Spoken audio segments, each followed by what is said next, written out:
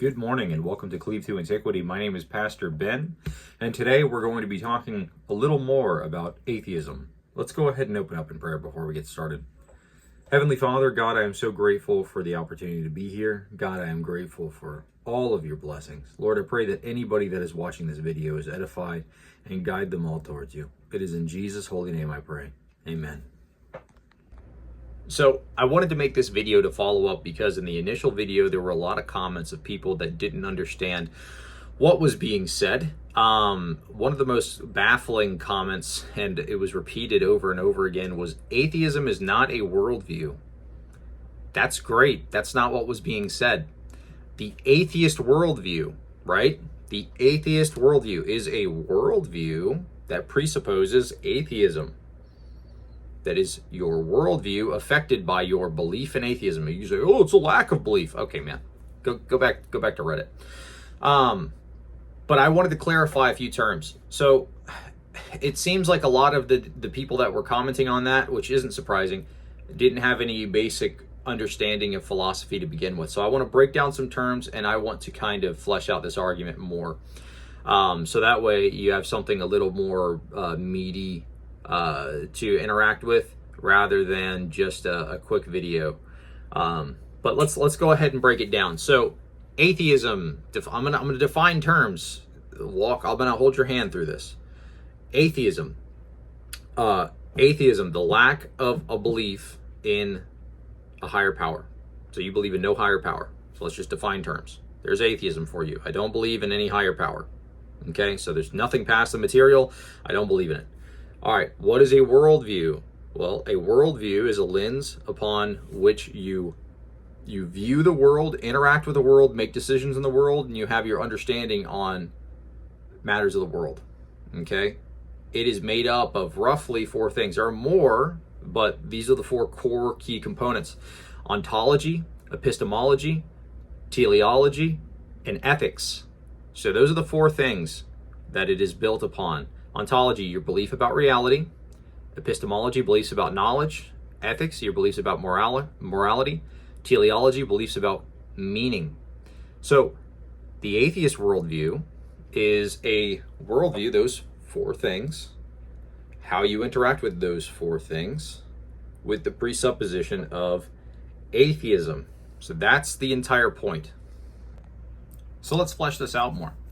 If you presuppose atheism and you have no foundational basis for the understanding of things like ontology, epistemology, ethics, or morality, let's address those one by one. Those are the four things that make up a worldview. So let's presuppose atheism into our worldview. That's what we're doing, okay? So presuppose atheism into the worldview. So how does the presupposition of atheism affect ontology, so beliefs about reality? Well, I showed you in the initial video when I had a conversation with my friend where he couldn't even answer if we actually exist. Under the presupposition of atheism or agnosticism, you could say that maybe we just exist in some kind of a simulation and nothing around us is real. I couldn't tell you that this cup was real. I couldn't tell you that I actually exist. There is nothing grounding you to reality to show you that we really exist outside of your subjective thoughts on the matter. In Christianity, we have objective truth, right? We were created in God's image. Our life has intrinsic value. Yes, we actually exist. In atheism, you do not have that grounding. Let's look at epistemology, so thoughts about knowledge. In the atheist worldview, right, knowledge is all subjective. So if all knowledge is subjective, right, you have no basis upon which you can even conduct the scientific method. Let's just look at laws of logic, for example. You were to look at maybe the law of non-contradiction, okay? So something cannot be simultaneously true and untrue at the same time. If you are an atheist, you have no basis upon which to come to that conclusion other than your observation of such. Now, what's interesting about this is that it is a universal constant. It's not as if the laws of logic are subjective and are constantly changing. It's not as if they are different from culture to culture. It's not as if they change based off of your region, whatever the case may be. These are a universal constant. So you have to appeal to a transcendental, you have to appeal to something transcendent to even get to a epistemic justification for your belief in the laws of logic. So if you just don't have that, then you have no foundational basis upon which to accept that the laws of logic exist to begin with. Now let's get to the last two. So purpose, teleology. You don't have any basis you don't have a basis for your purpose to even exist in the first place as an atheist. If this is all there is, if the entire purpose of your life is to just work, live, die, there's nothing that comes after this, nothing you have done in this life matters, that's depressing. You don't have a basis for your purpose in life. That's why a lot of people are lost nowadays, because they're constantly searching for a purpose. You're wasting tons and tons and tons of years of your life. Some people waste their entire lives searching for purpose. We don't have that issue. Our forefathers didn't have that issue. We understood what our purpose was because we have a foundational understanding of the basis of truth, which is recorded in Scripture, right? Our purpose is reconciliation with God, serving God, helping in the community, doing all of these things to glorify God. You don't have a basis for your purpose in life. You are simply just working for the material that all passes away. None of that is going to bring you any kind of lasting joy. Maybe a quick dopamine hit. Sure, you're living from dopamine hit to dopamine hit. That's your entire existence. That's why a lot of atheists are depressed. So, no. Does the atheist have an answer or a foundation for their understanding of teleology or their purpose? No, they don't. That's why a lot of them waste their entire lives searching for purpose in all of the wrong places. All right, let's get to the last point here. So, ethics. Does the atheist worldview have a foundational understanding of ethics? No, they do not. It's very subjective.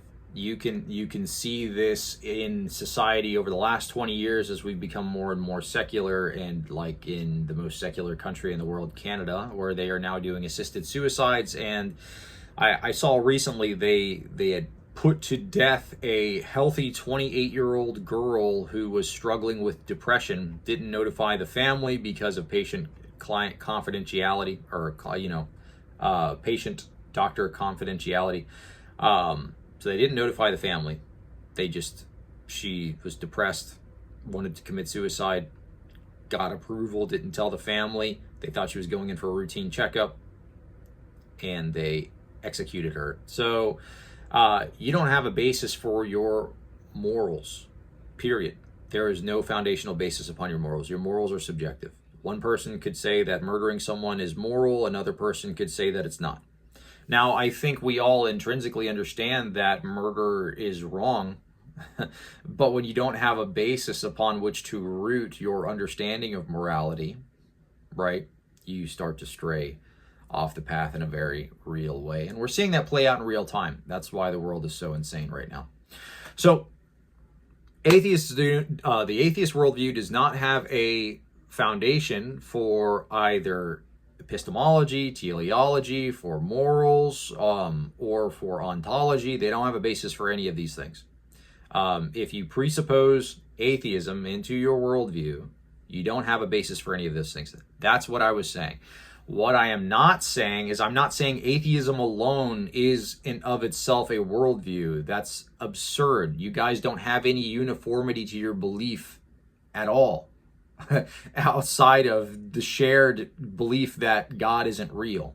So that's not what's being said. So please don't come into the comments and say atheism isn't a worldview, or the even worse comment that I got was atheism isn't a presupposition. Oh my goodness, you just showed me you have no idea what's going on. We're discussing on different planets. So I hope this clarifies.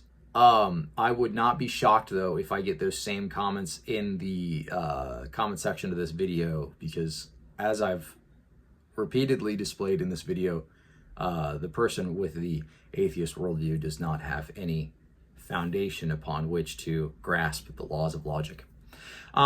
Anyway, to the atheists watching this video, I do hope and pray that you do start to think about these things in greater detail, that you do spend time thinking about these things in greater detail, thinking about what comes after this.